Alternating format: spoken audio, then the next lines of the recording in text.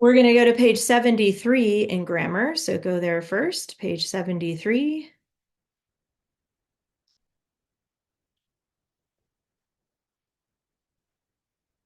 We were just talking about parent conferences. So next week, make sure your parent checks their email and signs up through a link that I put in their email to do a one-on-one Zoom with me. And we're going to talk about how you're doing in class.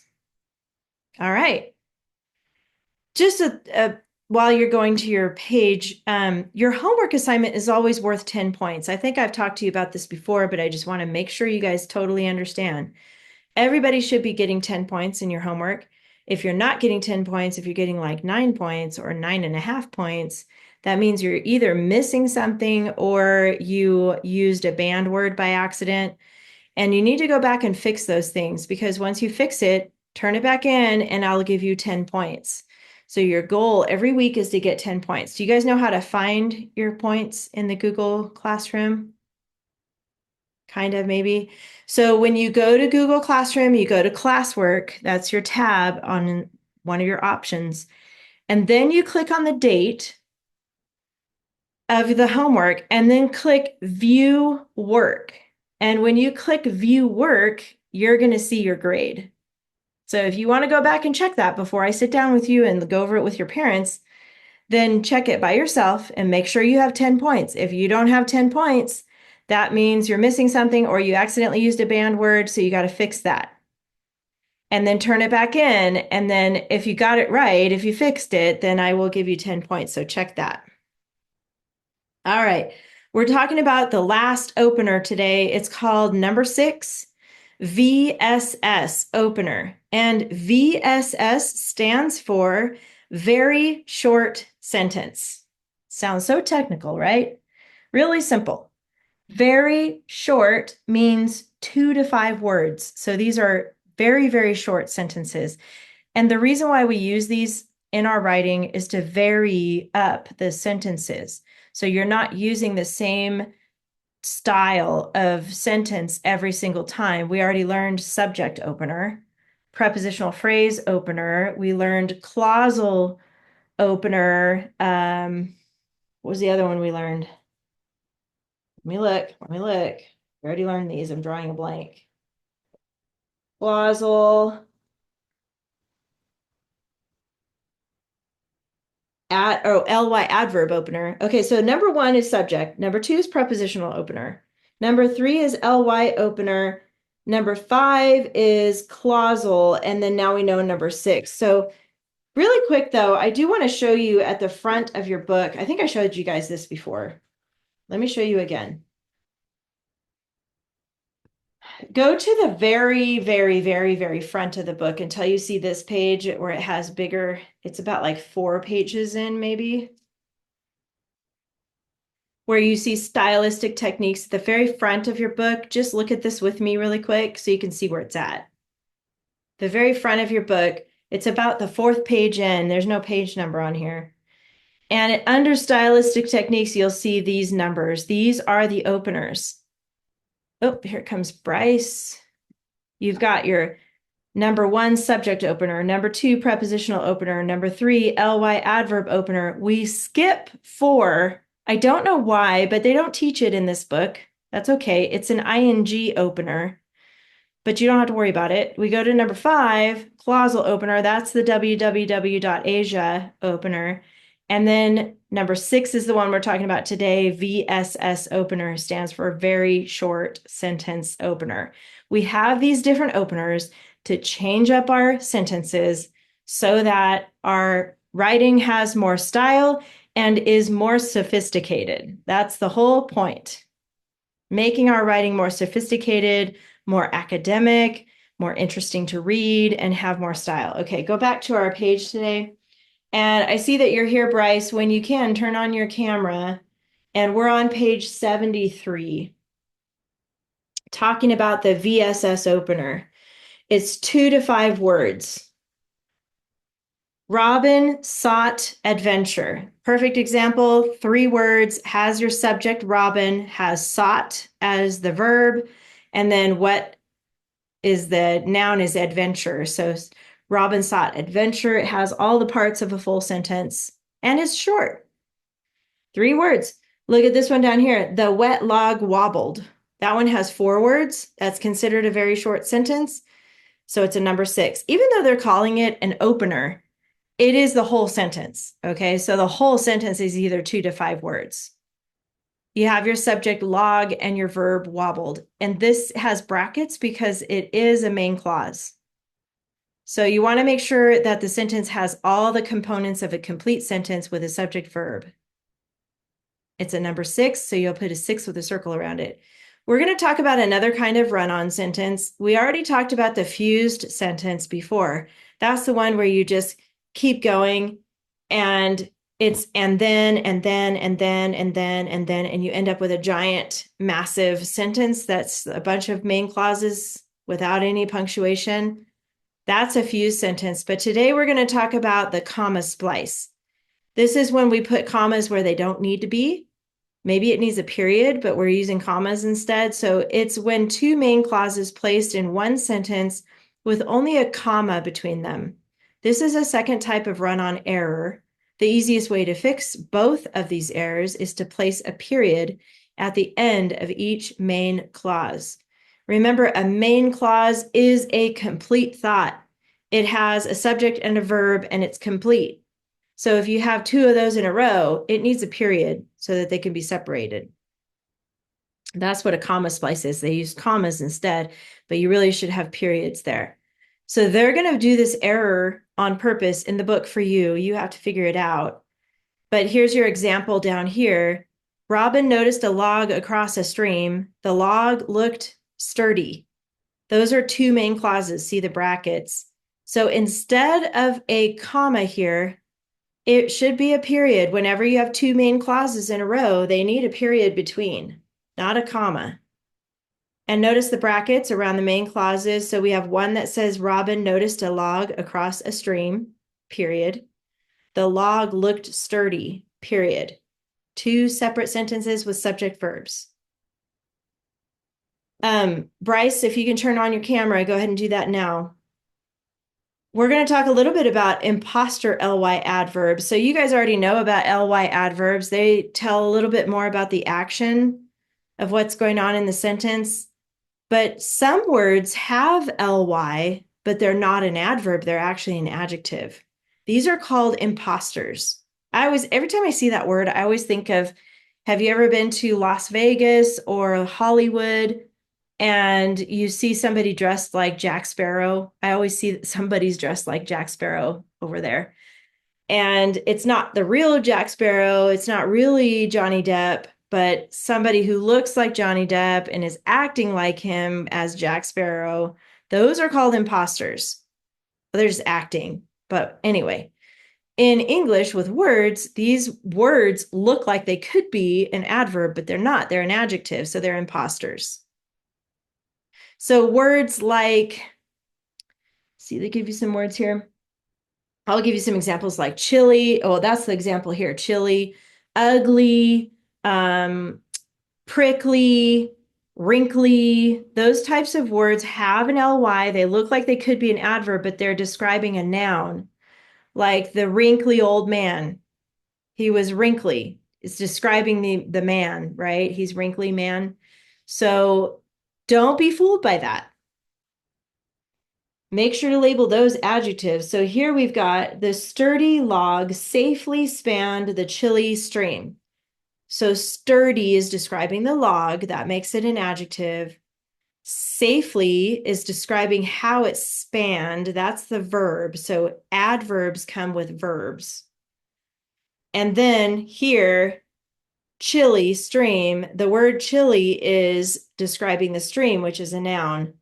So that makes that an adjective. Even though it has a ly, it's still considered an adjective. So they're just going to try to trick you. So watch out for that. Look to see what the word is describing. Is it describing a noun or more about a verb? Okay, I see your note there, Bryce. I also see it's blinking, so I can tell that you're trying to turn on your camera.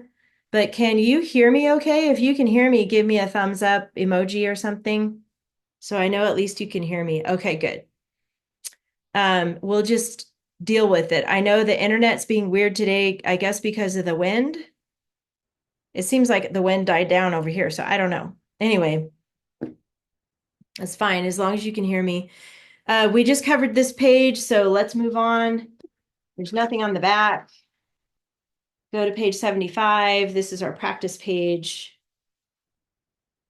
All right. Anybody feel like reading this morning? Any volunteers? Lucy's like, no.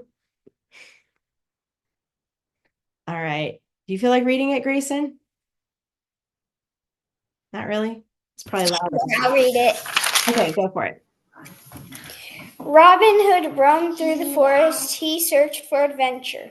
Good. So roamed is our vocabulary word, and it basically means to walk or travel without a fixed purpose or direction. It's kind of like wandering around. So roamed. Check vocabulary. One article, go ahead and find that by yourself. And 3 nouns. Lucy, where are the 3 nouns?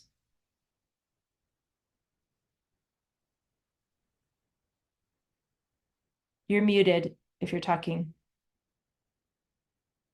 Robin. It's actually going to be Robin Hood, even though it's 2 words. We're going to put a bracket like that. Okay. But yes, Robin Hood. Forest. Yes.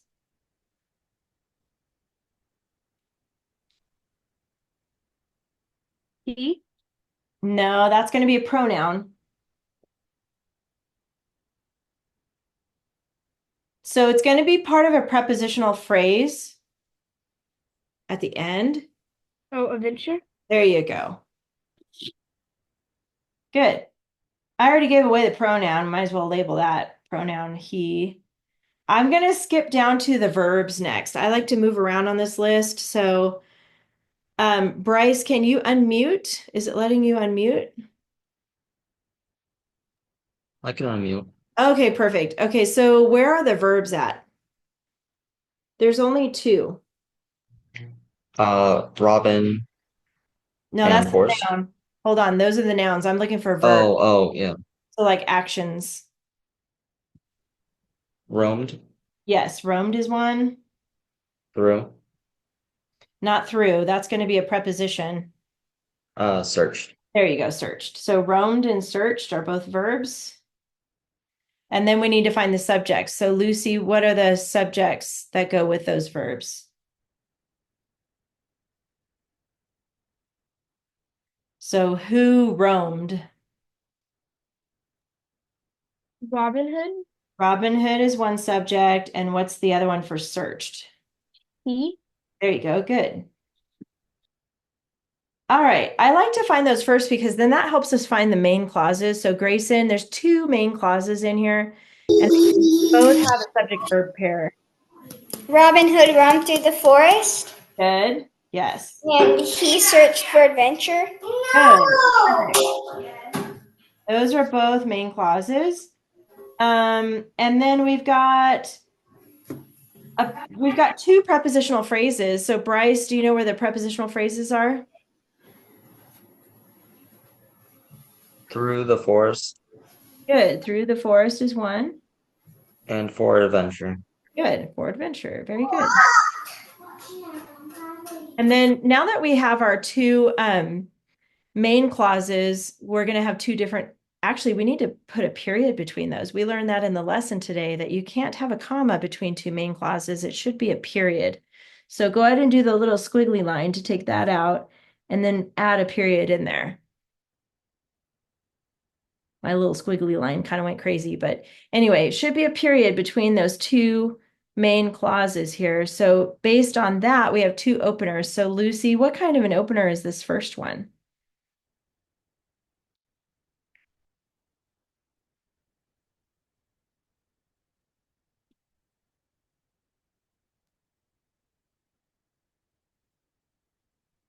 I have no idea. Okay, so we've got your choices are number 1 subject opener, or does it start with a preposition, prepositional opener, or is it a clausal opener? Is it a subject opener? It is a subject opener because that's the first thing that's mentioned here. And sometimes it has even an article before it, but it goes right into the subject here. So this is called a number 1 subject opener. Okay, so it's good to memorize those openers. If you're doing your homework and you forget what's what, you can always go back to that page I showed you earlier to see the names of the openers. But then Grayson, what kind of an opener is this one? He searched for adventure. A subject opener? Okay, good guess. I knew it was going to throw everybody off, but it's not a subject opener because it has 1, 2, 3, 4 words. The short sentence opener? Yeah, it's a VSS. It's very short sentence, and that's a number 6. So go ahead and put a number 6 over here. That's a VSS. In fact, what I want you to do next to this number 1, I just want you to write that word subject. And next to the number 6, put VSS. That's the very short sentence, just to remind you of those two. All right, you got that. Now your capitals are here, Robin and Hood. And then he, because we have a period now here, so we need he capitalized. We already fixed the comma. And then we just need one more end mark here to finish it off. So like I said, for those openers, there's a lot to keep track of now. So if you need to go back and refresh your memory on what number is what, go back to that page at the front of your book. You can even put a Post-it note there to remind you to go to that page. All right, we're done with grammar for now. So go ahead and put that away. Grammar homework is the next 3 pages, as we normally do. And get out your binders. In your front pocket should be what you're working on this week, which is Captain Cook. I have not had a chance to grade the homework yet, so I'm hoping to do that later today. But let's look at Captain Cook here. I can get out what you have for that.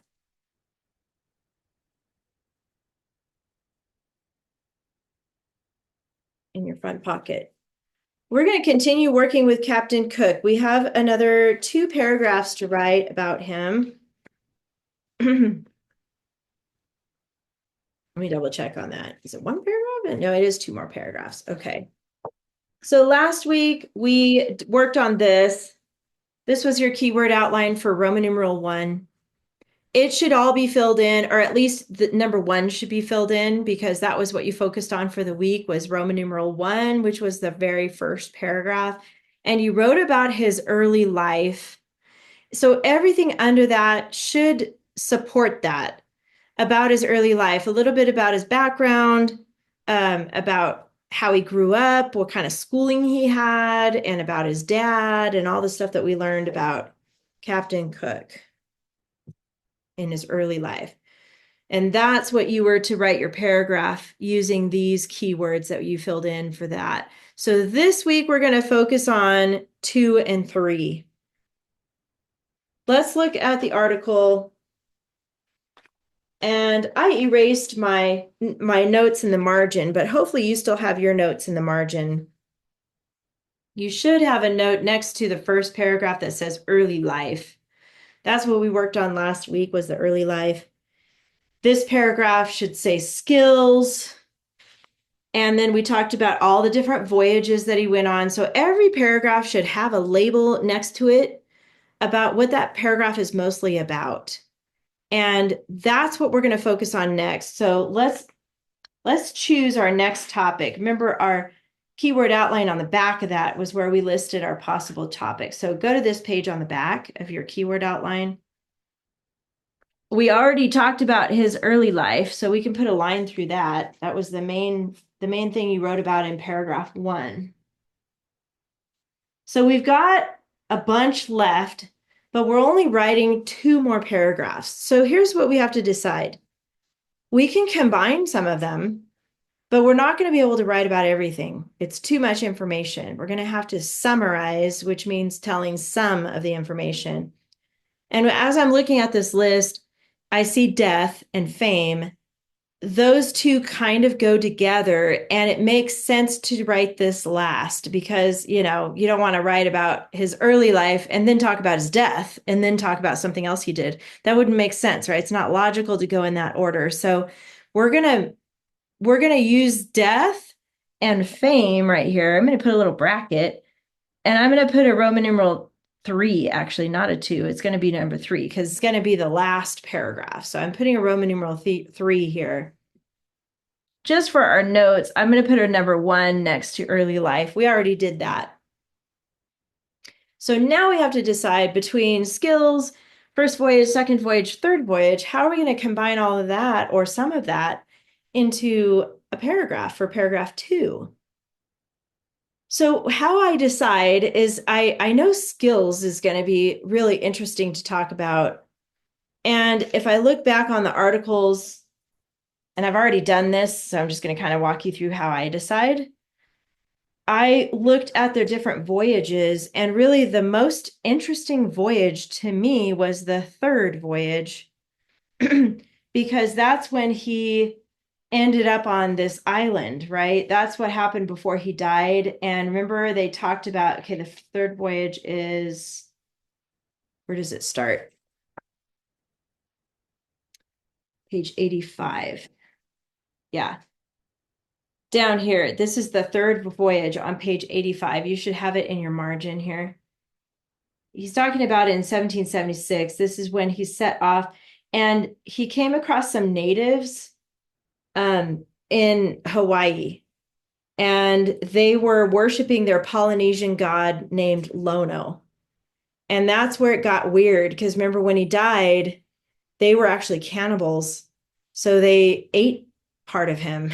It's kind of gross, but remember they roasted his skin or something back here. Is pretty gross, but parts of his body. So that was their culture. That's what they did.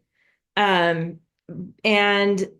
that makes it an interesting transition into how he died.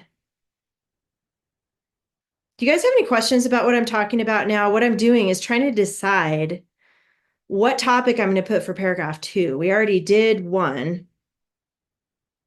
And then we already decided on 3, which is going to be his death and what made him famous. But we're trying to decide how are we going to pick information from these things to put for our second paragraph. So here's my suggestion.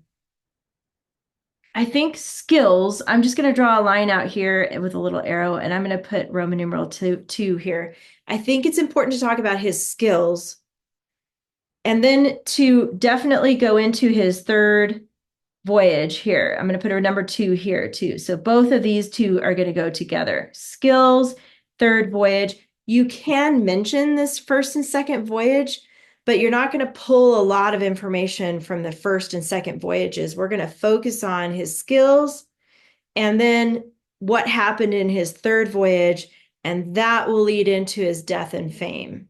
Any questions about what I'm just talking about right now? Do you guys have any questions? If not, shake your head no, so I know you don't have any questions. Okay. Okay. So sometimes we have so much information, we're only summarizing, so we're telling some, S-O-M-E, of the information. That means we have to narrow it down. Remember the funnel we used to talk about? How to narrow down all the information. So let's go flip it back over. And we're talking about James Cook again. So I'm going to put JC for James Cook. And we're going to talk about his skills and voyage. And this is going to be his third voyage. And I'm going to put a comma and another. We have space for one more word, but I don't know which one I'm going to use yet. So that we're going to have to figure out later. And then down here for number 3, we're going to put JC, comma, death, comma, fame, comma, blank. So now we have a path for what our paragraphs are going to be about. The next step is finding a third word here and here, but we also need to start looking for details and facts that support his skills and voyage. So we're going to take turns filling this in. each one of your outlines is going to be different. Not all of ours is going to be the same. I will say that. We're going to spend some time in class to finish filling this in so you're ready to write your paragraphs. So as we do this, you can either copy what I'm writing down or come up with your own that you want to put on yours. It does not have to be the same as what I'm going to put here, but we're going to take turns coming up with some facts that support those topics. So back to this one, James Cook and his skills, and we decided this was going to be his third voyage. In fact, let me put third right here so we can keep track of which voyage we're going to talk about. We might transition into that voyage by mentioning something about his other two voyages, but we're not going to go into details. Does that make sense? So we can say, after his first and second voyage, he embarked on a third voyage, blah, blah, blah, blah, blah. That would be a great transition without having to go into details about the first and second voyage, because this is the one we want to focus on. All right, so back to skills though. Look for the paragraph where we marked skills. I think there's a couple of them actually. I know on the first page, let's just go to the first page to start. Give me a thumbs up if you have the word skills written in the margin right here on page 83. You guys have that on yours? Okay, good. Good. Do you have it, Lucy? Okay. So I'm just going to focus on this paragraph here. We already read it last week. So I just want you to take a minute and kind of skim through it, meaning look for interesting facts here. I need you to pick a couple of facts from here that stood out to you about James Cook's skills. So I'm going to ask Lucy first, look at this paragraph, and you can look at it for a minute and tell me something that's interesting in that paragraph that you want to include about his skills. What do you see in there? And I'm going to ask Grayson and Bryce the same thing. So look at this paragraph on page 83 at the bottom where it says skills, and tell me what you see in there that's interesting about James Cook. What do you think, Lucy? He was good at map making and charting. Okay, good.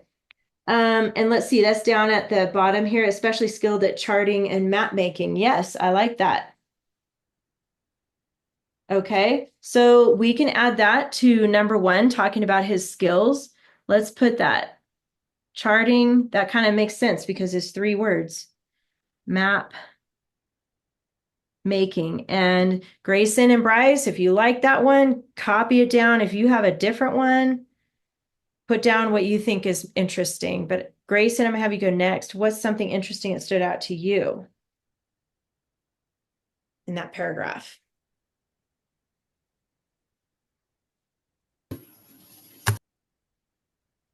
About That he was good at planning his voyages. yes, he was good at planning his voyages. Is there a certain sentence that you're seeing there, or is that just something you know from reading it last week? It's in the middle, kind of.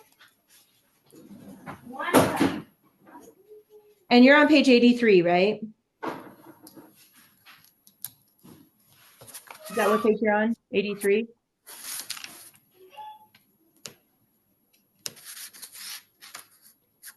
Let's see. Oh no, I was on page 84. Okay. There might be another one on that page. We'll look at that in a second, but what about this one on page 83?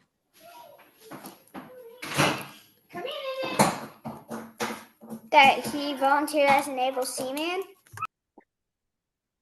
Okay. Let me see where that's at.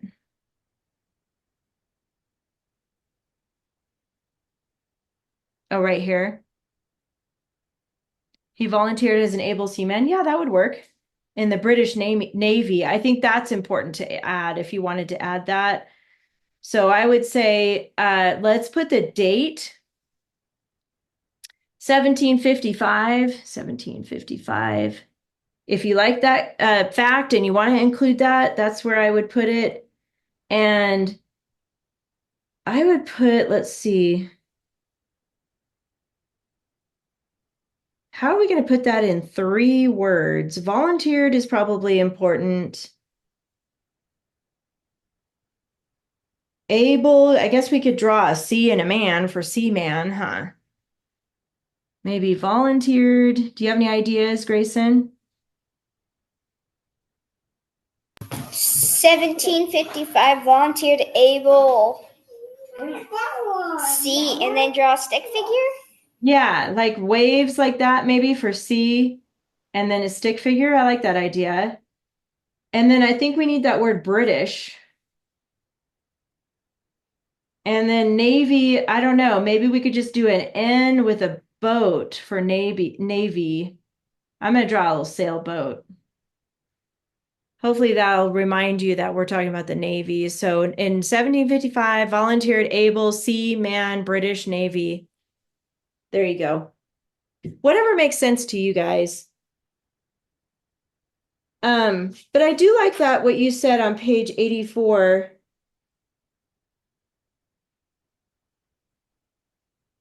But let's see what Bryce has. What do you have anything from that paragraph? There's a little bit more on the back. What do you think, Bryce? What's another interesting fact about his skills?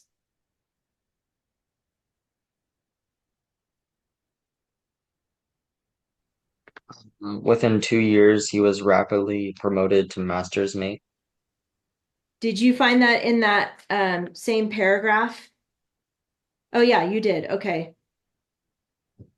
Yep.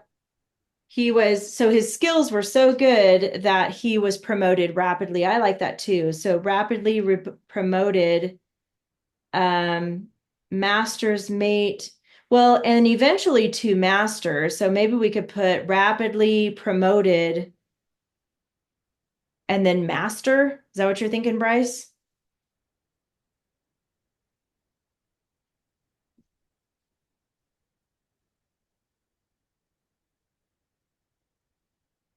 Rapidly promoted. By the way, rapidly, there you go. There's your LY.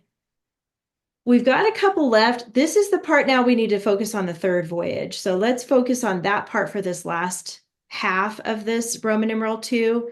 So the 3rd voyage is going to be on page 85 and a little bit on page 86. So look for that note that says 3rd voyage. Let's jump to that next.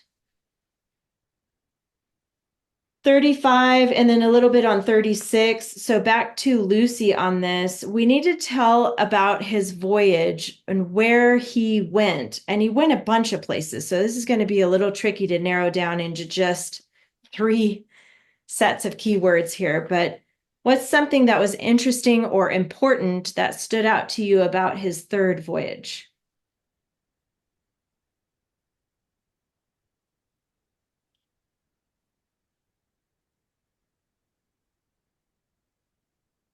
Just for Lucy, whenever you come up with something.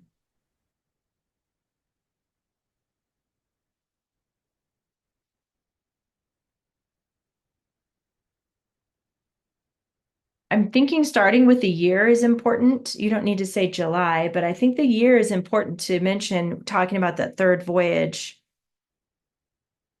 So we'll start there. I'll help you with this a little bit, Lucy, but notice how they're talking a lot about like the Atlantic. It's like they're talking about a lot of places, Africa, New Zealand, Hawaii, the Sandwich Islands, and all of that. So we want to get to the part where he ends up in Hawaii. So you could start by talking about maybe the names of his ships. You could start by talking about how he was determined if there was a passage between the Atlantic and the Pacific Oceans. What do you think, Lucy? What would be good to mention first? The names of his ships, the Okay. Discovery, and the Resolution. Okay. And I think the date, we should probably put the date first. Mhm. So 1776. And then I think that word ships. And then let's name them resolution, discovery.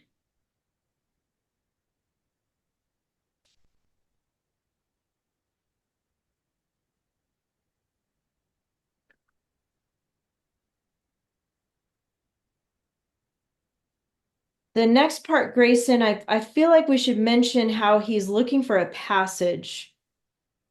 That next sentence, the goal of his voyage. What was the goal of his voyage, Grayson? To find the passage from the Atlantic to the Pacific? Yes, yeah. So to put that in 3 keywords, I wonder if we could do.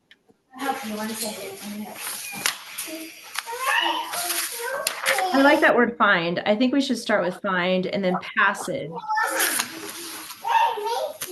And then maybe, how could we show Atlantic to Pacific? How can we show that only using one more word? We could abbreviate maybe. Put an A for Atlantic? Yeah.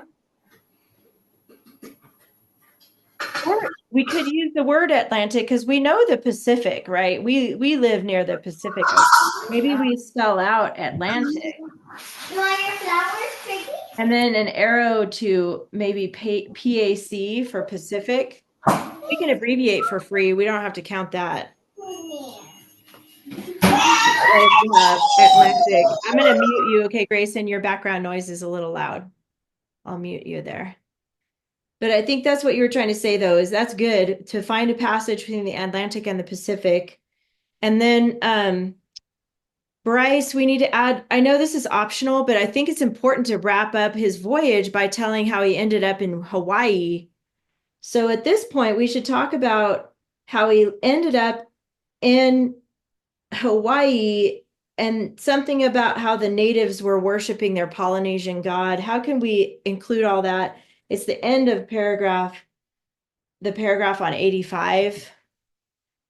How can we include that on our keyword outline?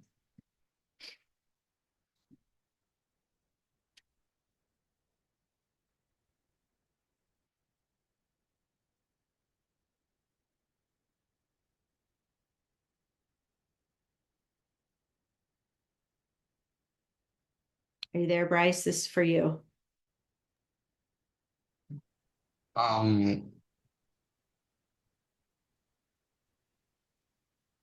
It's a lot of information here, but we got to figure out how can we abbreviate or draw pictures, or how can we just narrow it down to 3 keywords to describe his Just the arrival. last sentence? Yeah, that last sentence, because then we're going to end up talking about how he died. So we got to make sure we tie that in here because he's ending up with these natives that are cannibals. We're not going to mention that yet, but that they're natives in Hawaii and they worship this Polynesian god, Lono. Trying to figure out how to fit that in on one line here for Roman numeral 2, number 6. James Cook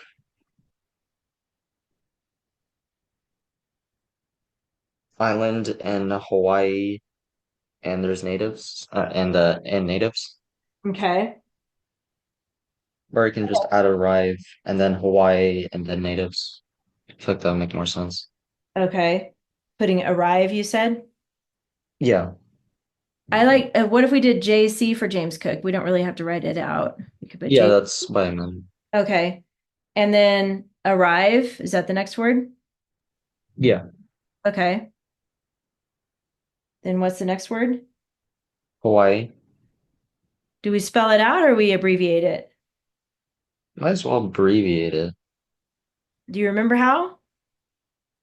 No, forgot. I think it's HA. Is that what it is? Do you guys know the abbreviation for Hawaii?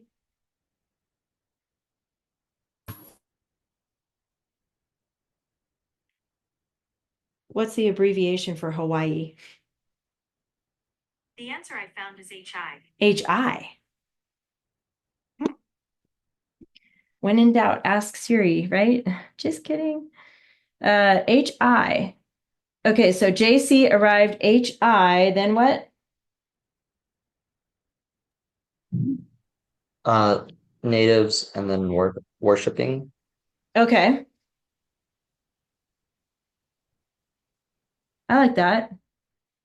And we don't need to remember all the Polynesian god, but obviously they're worshiping a god, not the god. There's only one of those, but they're worshiping a god, Lono. Lowercase g god, not capital G. So JC arrive, HI natives worship. Okay, cool. That would make a good paragraph. So if you had different things, that's fine. If you copied this, that's fine. But that I wanted to show you how to, go to those paragraphs that talk about his skills and his voyage. I know we didn't get to see all of the ones about his skills, but one of his skills, though, that was cool that we didn't get to mention was his meticulous attention to detail. And I like that. That was how he kept his crew alive. So if you want to figure out where to fit that in when you go to write your paragraph, you can. But let's move down to paragraph 3 now. We're getting ready for this one. Talking about his death and fame. And those two paragraphs are on the very back on page 86. You should have here death and fame. So same thing, we're going to kind of lead into that. By the way, before we do that, I forgot this part. We need to come up with another word here that would kind of sum up his skills and his third voyage, that we can add to that sentence there. Anybody have any ideas? I think I have an idea, but I want to know if you have an idea. How could we kind of sum up his skills in his third voyage? Is there a word we can use there as a keyword to introduce this paragraph? So one word I was thinking of was like circumnavigation. I know he didn't go all the way around, I think, on the third voyage. But that's a word, or it could be he was still exploring. Exploring could be a good one. So his skills, third voyage, exploring, or skills, third voyage. You could use research. That's what he was doing on the third voyage, was researching, like he was charting and map making and all that. So he was trying to do research. I think that actually would be a good word to put here. Let's put research, because he was researching like what is out there and what islands are connected and how close are they and how long does it take us to go across this water, and all of that was research. He's trying to figure out how to draw these maps. So the only way to know is to go and to see it for himself and then draw it out. So that's an idea. If you have another idea later, you can change that. All right, back to this. His death and fame. His death was pretty tragic. We do have a date here on this paragraph, so I do think this is going to be for Lucy to help us with that first part. But I think it would be important to start with what date it was, and then we need to give a little description of how he died. So what would you say first, Lucy? Probably the date. What would you say after the... The date and natives stole some of Cook's small boats. Okay. The date and stole... I guess we need that word natives, huh? Natives stole JC boats. Is that what you're thinking?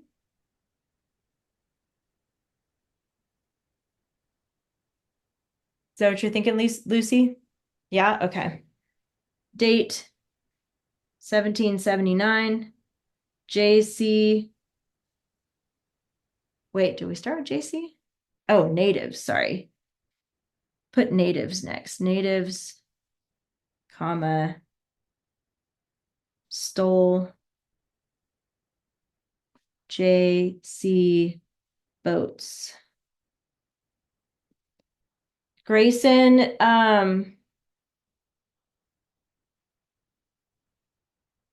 I don't know if we need to talk about how he planned to take the chief of Hawaii hostage. I don't think we need to talk about that. But there is a crowd of natives and some chaos. So how can we include that for number 2? We're going to do like half of these are going to be about his death, and then the other half are going to be about his fame. So let's go into how he died here, about the chaos. What can we put for that? They fought and then retreated.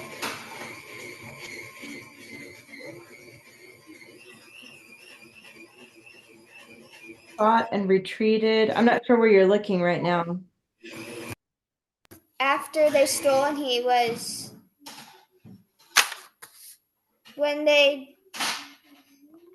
stole the boat, and then they had like a chaotic where they shot the bullets and stuff. Yeah. Okay, so maybe we already mentioned natives right here, so maybe we just started chaos. I think that's an important word to know for that. Okay, let's put chaos. I like that.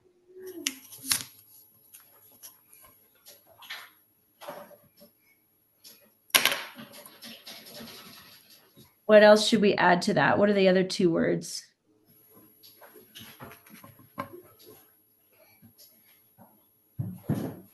Attacked with knives and spears. Okay.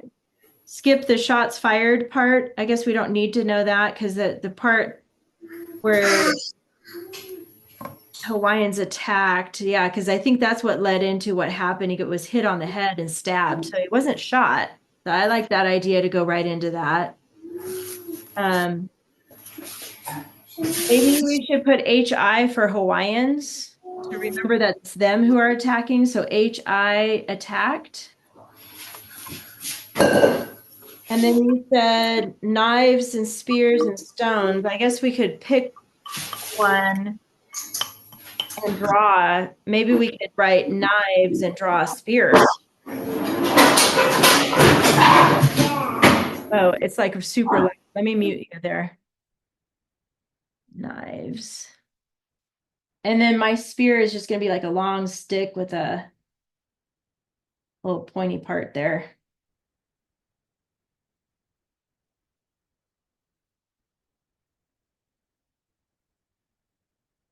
It looks like an arrow, but anyway, as long as you know what it is, that's all that matters. So chaos, Hawaii attacked, knives, spears. All right, Bryce, you get the part where he actually dies. So how can we explain that in 3 keywords here?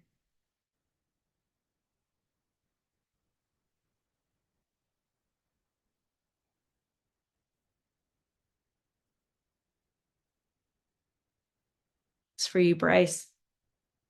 It's after that part, right here, the British soldiers retreated. Probably add where the British retreat and then James Cook gets stabbed. Yeah. Hit on the head and then stabbed to death.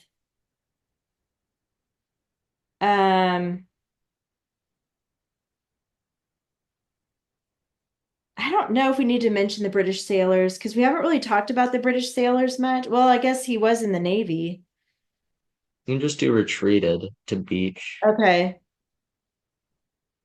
We could put like B for British retreated. I like that. And then we'll talk about JC. I think should we include that he turned his back because that's pretty bad that they would kill him with his back turned. That's like what's the word? It's one thing to kill someone, when you're in war face to face, but from the back, I can't think of the word for it, but basically it's just like really bad, is what I'm trying to say. So he had turned his back and then they killed him that way. So you could put something like turned, like JC turned maybe. And then what should we put, Bryce?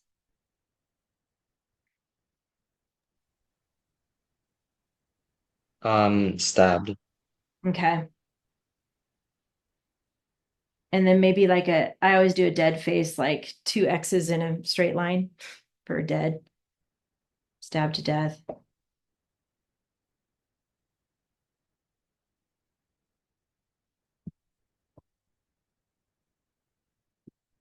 All right. So, and then talking about moving into his fame, I kind of feel like we got to mention though that they roasted him. I just think that's really a weird, you know how at the very end here it says unfortunate demise. I think that's a cool way to say that. It's actually correct because demise is like just a horrible death. And that's what happened to him. And then they basically cut flesh from his body and roasted it. So cannibals. It's gross. It's really gross, but I still think that's kind of interesting because that's just not very many people went through that like he did. So I think we should add that for number 4. And then 5 and 6, we can talk about his fame from there. So let's see.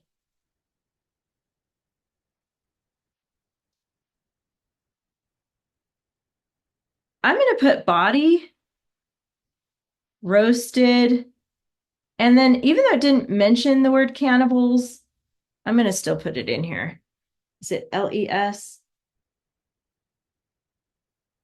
I think I spelled that wrong. Let me check it. Cannibals.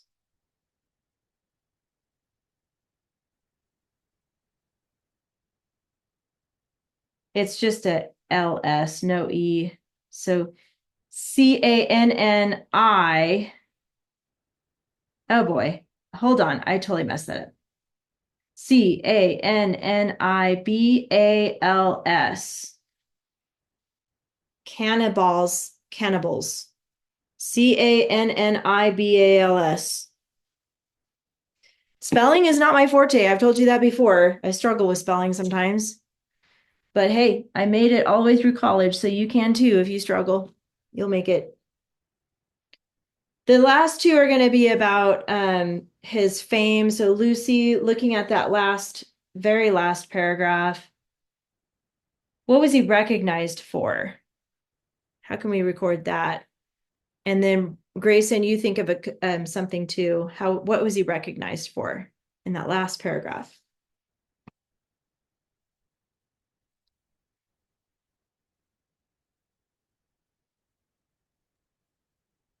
He was recognized for contributions to the scientific community.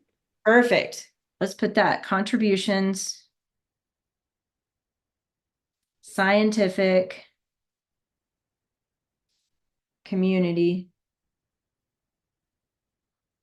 And it says 18th century, so I'm just going to put 18 with a TH and then CENT. So, because I think that's important to note. That's in the 1700s.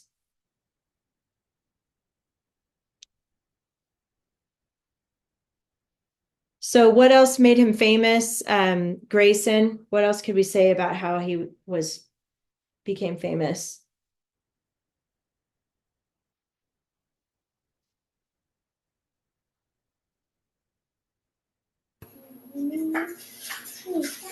For preventing scurvy.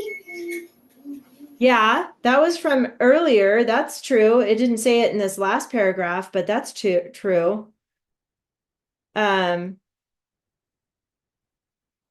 You can put preventing scurvy.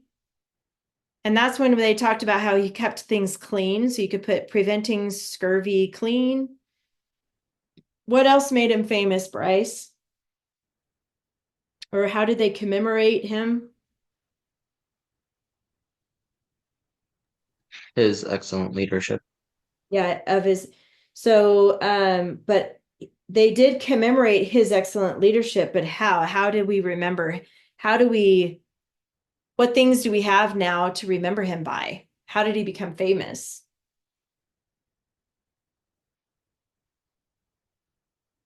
Like it says here, there's books, there's films, some schools and buildings and landmarks, coins, ships, all those things are named after him. So that's how he's now famous, because his name is on things, Captain Cook. So what parts of that could we put for our last one?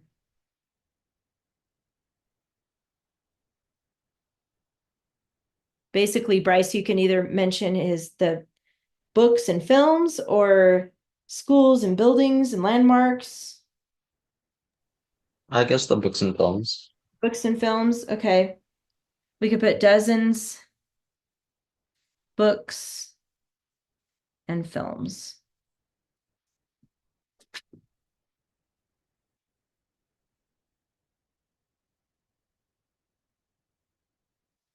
I really, like I said earlier, I like that unfortunate demise. So I'm going to actually use that word demise here to remind me. I might use that word in the last sentence, but if you find a way to include it in that first sentence, go for it. But something about his unfortunate demise, it's such a good word, demise. Anyway, you're all set now to write your next 2 paragraphs. So don't forget the checklist. It's super important. This is how I grade your work. Let's look at it really quick again. It's page 87. Really, you just have the 1, 2, 3, 4 dress ups here. To include in each paragraph should have one of these underlined. And then watch out for those banned words. Okay, don't use any of those. And don't forget about the topic clincher. So if you're missing any of that stuff, I take off points. So make sure you include it all. Have this with you as you're typing in your 2 paragraphs. Make sure you include all of this. Go through the whole list and make sure it's there. All right, you guys, that's it for today. Make sure you sign up for those conferences. I'll see you with your parent in those conferences. And that's it. Have a good one. Bye, you guys.